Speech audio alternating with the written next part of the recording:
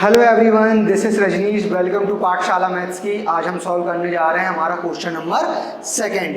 Question number second में क्या बोला है कि ये प्रूफ करने वाला क्वेश्चन है कि हमको प्रूफ करके दिखाना है। ठीक है, क्या प्रूफ करना है इसमें कि इसमें बोला गया है कि कोई एक पॉजिटिव ऑड इंटीजर है। यहाँ पे हमको ये लाइन थोड़ी सी पता होनी चाहिए, क्या है कि पॉजिटिव ऑड इंटीजर। अब ऑड नंबर तो होगा ही वो कौन, और ऑड कैसा, पॉजिटिव के साथ साथ ऑड। तो 1 3 5 9 7 ये सारे नंबर। ठीक है, तो इनका जो फॉर्म होगा वो कैसा फॉर्म होगा, 6q + 1 6q + 3 या 6q + 5, जहाँ पे q क्या है हमारा एक इंटीजर है। ठीक है, तो हमको ये चीज इसमें सबसे लास्ट में जो दी हुई कि 1, ये हिंट है 1, यहाँ पे हमारा 5, यहाँ पर हमारा 3, और स्टेटमेंट में क्या दिया कि पॉजिटिव ऑड इंटीजर। तो हमको प्रूव करके बताना है कि ये होना चाहिए। ठीक है, तो चलिए सॉल्व करते हैं। सबसे पहले हम क्या करेंगे कि जैसे q हमारा एक कोई इंटीजर है, तो हम क्या करेंगे एक ऐसा नंबर लें जिसको हम प्रूव करके ये सारे फॉर्म दिखा सकें। 6q + 1 6q + 3 और 6q + 5। तो एक कोई भी नंबर हम अपनी इच्छा अनुसार उसको क्या कर सकते हैं, सिलेक्ट कर सकते हैं, लेट कर सकते हैं, एज्यूम कर सकते हैं, कुछ भी। तो चलो अपन लेट करते हैं। क्या,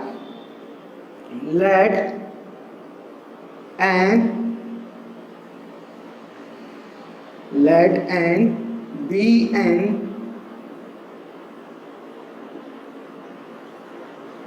arbitrary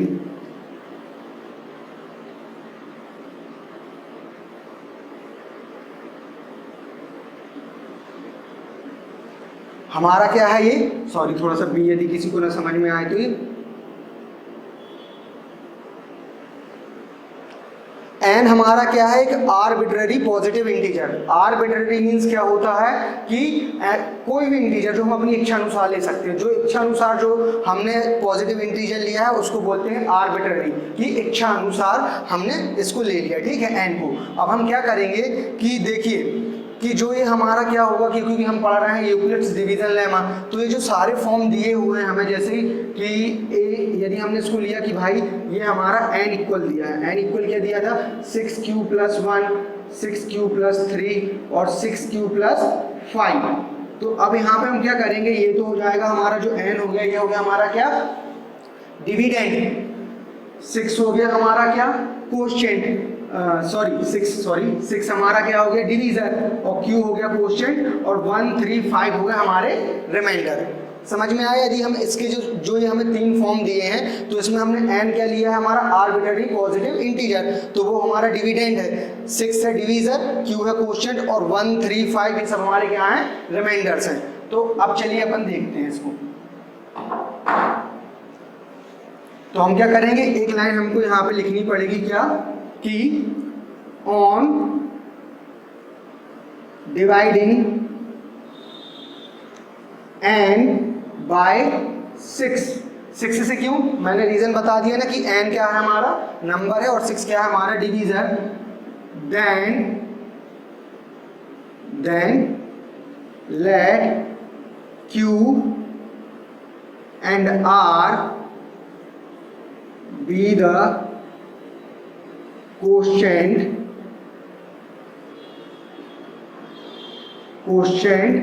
and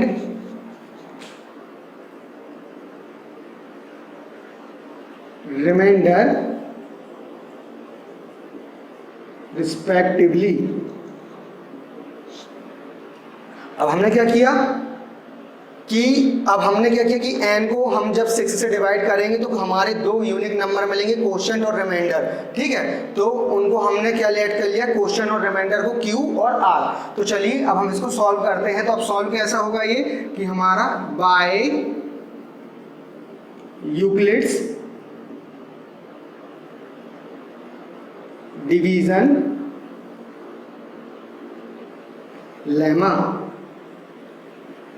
अब यूक्लिड्स डिवीजन लेमा हमको पता है कि ये कंडीशन जो हमको दे रही है, तो हमने क्या किया, जो हमारा नंबर है n, इसको हमने किससे डिवाइड कर रहे हैं, 6 से, तो हमें क्वोशेंट और रिमाइंडर मिल रहे हैं। ठीक है, ये होगी हमारी इक्वेशन फर्स्ट। तो इसमें जो हमारा यहाँ पे एक चीज याद रखना है हमको, रिमाइंडर की जो वैल्यू रहे, रिमाइंडर की वैल्यू क्या रहेगी, 0 से ग्रेटर रहेगी, और जो हमारा डिवीजर है, डिवीजर कितना था हमारा 6, तो 6 से छोटा रहेगा।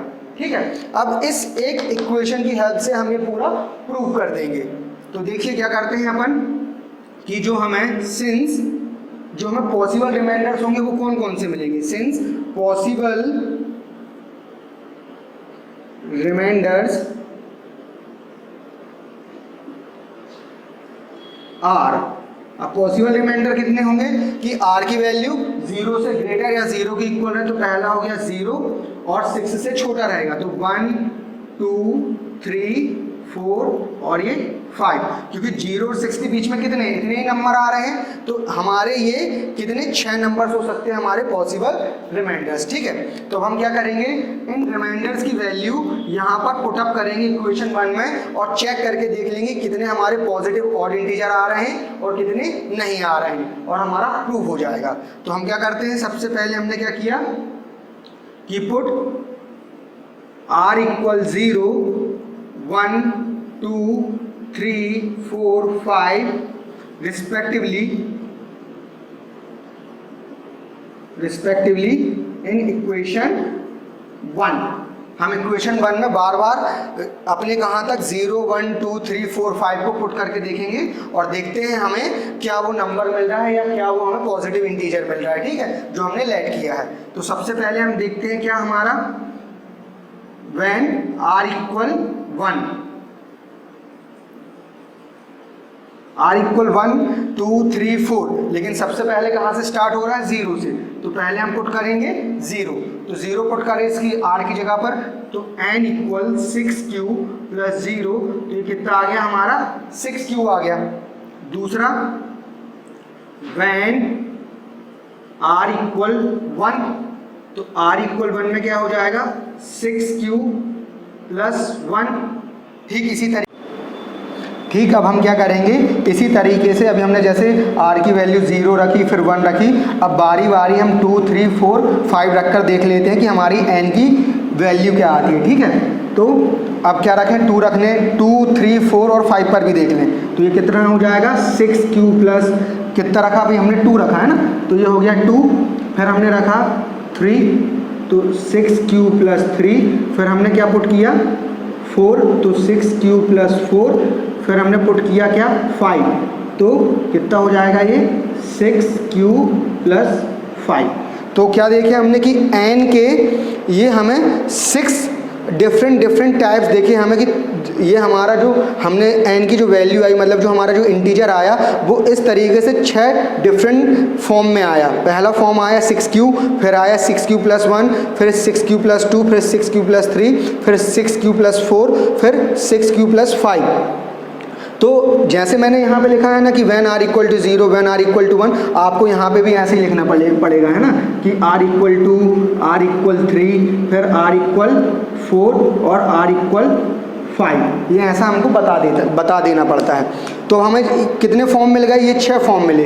तो इन 6 फॉर्म में से हमने देखा कि हमारे ऑड वाले कौन से हैं और इवन वाले कौन से हैं, तो जिनके लास्ट में ऑड नंबर्स हैं, जैसे कौन कौन सा है 1, एक हमारा हो गया 3 और एक हो गया है हमारा ये 5, तो ये हमें 3 क्या मिल गए, ऑड फॉर्म मिल गए। तो हमारा सिंपल सा प्रूव हो गया। बट हमको एक लाइन यहाँ मेंशन करनी पड़ेगी, वो क्या है कि हमको लिखना पड़ेगा कि सिंस, यदि सिंस लिख दो या फिर ये डॉट्स बना दो 3 डॉट, ये भी चल जाएगा। तो सिंस हमारा क्या 6q और 6q प्लस 2 और एक कौन सा था हमारा 6q plus 4 are divisible by 2। ये सारे किससे 2 से डिवाइड हो जाएंगे। क्यों हो जाएंगे, क्योंकि देखिए इसके पास 0 था तो 0 हमारा न्यूट्रल होता, क्योंकि यहाँ पे क्या आया था 0, तो 0 तो न्यूट्रल होता कि 2 से भी डिवाइड हो जाता है और 5 से भी, बट यहाँ पे 2 से डिवाइड हो जाएगा। तो क्या बोलेंगे कि 6q प्लस 2 और 6q प्लस 4, इस सब में क्या 2 के ये मल्टीपल आ रहे हैं, तो ये सारे क्या हो जाएंगे 2 से डिवाइड हो जाएंगे। और जब ये 2 से डिवाइड हो जाएंगे तो ये सारे क्या होंगे, हमारे जो फॉर्म होंगे ये कैसे फॉर्म होंगे, सारे हमारे इवन फॉर्म होंगे, है ना। तो ये सारे क्या होंगे, हमारे इवन फॉर्म होंगे। तो अपन बोलेंगे these forms are even form, है ना, these forms are even form, so तो इसलिए क्या होंगे, ये पॉजिटिव ऑड इंटीजर्स के फॉर्म नहीं होंगे, ठीक है। तो अपन यहाँ पे लिख देंगे these are not form of positive odd integers. समझ में आया ये कि ये सिंपल सा था कि इतना हमने देख लिया कि भाई ये 2 के मल्टीपल हैं, 2 से डिविजिबल भी हैं, और 2 से जो डिवाइड हो जाते हैं वो सारे हमारे इवन नंबर होते हैं। तो ये जब इवन नंबर होंगे तो ये तो ऑड फॉर्म्स हो ही नहीं सकते हैं। तो हमारे जो पॉजिटिव ऑड फॉर्म्स होंगे वो कौन कौन से होंगे, पॉजिटिव ऑड इंटीजर्स आर कौन कौन से हो जाएंगे हमारे, 6q + 1 और 6q + 3 और 6q + 5। ये हमारा प्रूव्ड हो गया।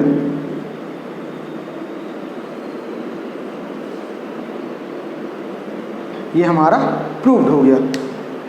तो समझ में आया होगा आप लोगों को, है ना, सिंपल सा है। एक आप यहाँ पे मैंने n लिया है, आप x ले सकते हो, y ले सकते हो, जो नंबर आपको डिपेंड करता है कि भाई हमें हमारा कौन सा हमारी इच्छा अनुसार नंबर लेना है। और सिंपल यही करना है कि आपने सिर्फ एक हमारी क्या है EDL की कंडीशन बनाई, उस EDL में हमने देखा कि हमारा जो क्या बोलते हैं डिवीज़र क्या है, डिवीज़र था 6। तो ये कंडीशन तो हमने कॉन्सेप्ट ऑफ EDL में भी देखी थी कि डिवीज़र में जो हमारा जो डिवीज़र से छोटा रहता है क्या, रिमाइंडर, और रिमाइंडर 0 से बड़ा है बराबर रहता है। तो अपन ने देख ली कि हमारे ये पॉसिबल क्या आ गए, ये पॉसिबल हमारे रिमाइंडर्स आ गए। इन रिमाइंडर्स को बारी बारी अपन ने क्या किया, हमारी इस कंडीशन में सेटिस्फाई किया जो कंडीशन हमने बनाई है, और चेक करके देख लिया जो हमारे इवन नंबर थे तो वो इवन हो गए, तो वो इवन होने का कारण बता दिया। और जो हमारा सिंपल ऑड था तो ऑड जो थे वो सिंपल हमें ऑड दिख गए, और वही ऑड को हमको प्रूव करना था। इस तरीके से हमारा ये सम प्रूव्ड हो गया। तो आपको ऐसे ही आप सॉल्व करिए, इसको नोट्स बना लीजिए जिससे आपको ज़्यादा हेल्प मिल सके इसको सॉल्व करने में। चलिए तो हम सॉल्व करने जा रहे हैं हमारा क्वेश्चन नंबर 3। क्वेश्चन नंबर 3 क्या है, एक आर्मी बेस्ड क्वेश्चन है। तो इसमें क्या बोला जा रहा है, जब आर्मी बेस्ड क्वेश्चन है तो ये किसी इंडिपेंडेंस डे या अपना रिपब्लिक डे की बात होगी यहाँ पे, ठीक है, चल रही है। तो इनने क्या बोला कि अब ये आर्मी क्या इनको परेड करना है, ठीक है, परेड करना है। तो इनको 2 ग्रुप्स में डिवाइड किया है। एक 32 मेंबर्स का क्या है आर्मी बैंड है, और एक 616 का क्या है एक कॉन्टीजेंट है। कॉन्टीजेंट मतलब होता है सेना की टुकड़ी, जैसे रेजिमेंट चलते ना, बटालियंस वगैरह, ये तो वो क्या है एक टुकड़ी है 616 मेंबर्स की। तो ये 2 ग्रुप्स होगा, एक 32 और एक 616। तो इसमें क्या बोला जा रहा है कि जो 32 मेंबर का ग्रुप है वो क्या है, एक आर्मी बैंड है। इस आर्मी बैंड के पीछे क्या है, 616 मेंबर्स के जितने भी हमारे सोल्जर्स हैं उनको मार्च करना है, मतलब उनके पीछे ऐसा चलना है, ठीक है, परेड में, एक परेड में। तो हमने क्या किया, इन दोनों ग्रुप्स को अब हमने क्या किया, 32 मेंबर्स के लोगों के पीछे कितने लोगों को चलना है, सॉरी यहाँ लोग नहीं बोलना चाहिए, सॉरी फॉर दैट, यहाँ पे हमारे सोल्जर्स बोलना चाहिए। क्यों कि 32 मेंबर्स के जो सोल्जर्स का जो बैंड है उसके पीछे हमारे कितने 616 मेंबर्स का जो मेंबर्स के जो सोल्जर्स हैं उनको क्या करना है, मार्च करना है, पीछे चलना है उनके, ठीक है। अब तो क्या करना है हमको, इन 2 ग्रुप्स को क्या करना है, जब ये क्या करेंगे मार्च करेंगे उस परेड में, तो क्या करना है इनमें, इनको 2 सेम, इन ग्रुप्स को क्या करना है, हमें 2 सेम नंबर कॉलम्स में डिवाइड करना है, इन दोनों ग्रुप्स को, है ना। क्या इन दोनों ग्रुप्स को किस चीज़ में डिवाइड करना है, सेम नंबर्स ऑफ कॉलम में डिवाइड करना है। तो हमको ये बताना है कि हमारे कितने मैक्सिमम नंबर कॉलम्स होंगे जो परेड में मार्च कर सकेंगे, ठीक है। तो हमको क्या दिख रहा है कि इसमें क्या बोला, मैक्सिमम नंबर बता रहा है कि हमें एक कॉमन फैक्टर बताना है। तो इसमें क्या बताना चाह रहा है, हाईएस्ट कॉमन फैक्टर। तो हमको हाईएस्ट कॉमन फैक्टर हम किससे निकालते हैं, हमारे यूक्लिड्स डिवीजन एल्गोरिथम की हेल्प से, ठीक है। तो हम क्या करेंगे, इसको हम इसमें एक लाइन मेंशन कर देंगे और फिर सॉल्व करेंगे। तो अपन क्या लिखेंगे कि बाय यूक्लिड्स डिवीजन एल्गोरिथम